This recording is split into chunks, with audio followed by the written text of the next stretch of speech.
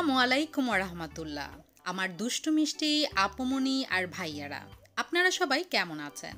আলহামদুলিল্লাহ, আমি লাকি তো বিন্দাস ঝাক্কাস জোশ আছি। আর কেন আছি সেটা তো দেখতেই পাচ্ছেন।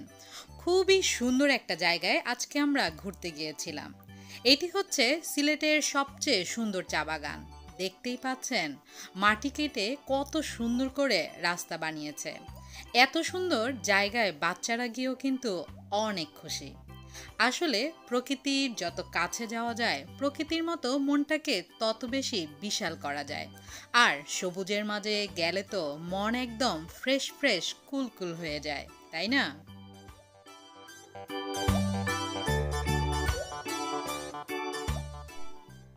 পাহাড় পর্বত সবুজে ঘেরা সিলেট শহর। সিলেটে অনেক সুন্দর সুন্দর চা বাগান রয়েছে। চা বাগানের প্রেমে পড়ে অনেকেই দূর দূরান্ত থেকে চলে আসে চা বাগান দেখার জন্য। সত্যি সিলেটের চা বাগানগুলো কিন্তু দেখার মতোই।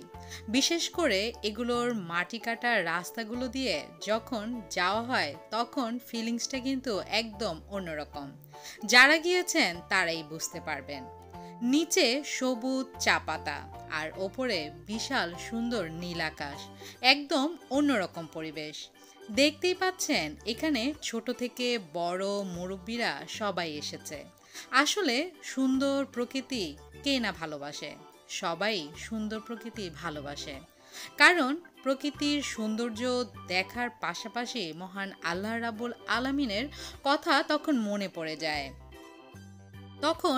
পড়ে যায় মহান আল্লাহ রাব্বুল আলামিন কত সুন্দর সুন্দর জিনিস আমাদের জন্য সৃষ্টি করেছেন।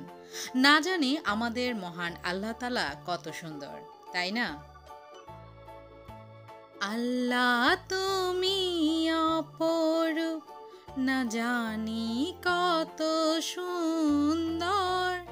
তোমায় আমি সপেছি প্রাণ, সপেছি এই অন্তর। আল্লাহ তুমি অপরূপ।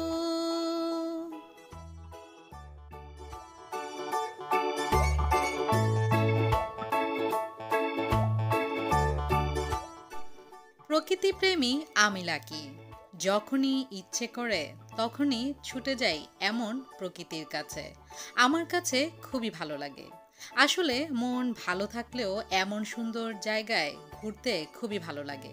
আবার মন যদি খারাপও থাকে তখনও কিন্তু ঘুরতে খুব ভালো লাগে।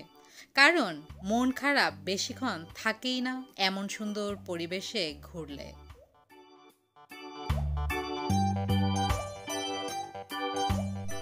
সময় সুযোগ পেলে মাঝে মাঝেই চলে যাবেন এমন সুন্দর পরিবেশের কাছে।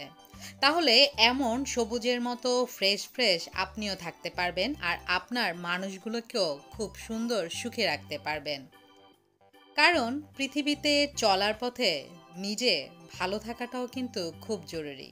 কারণ যে নিজে ভালো থাকতে পারে না সে অন্যকে কিভাবে ভালো রাখবে? তাহলে আজকে এখানেই বিদায় নিয়ে নিচ্ছি। সবাই ভালো থাকবেন।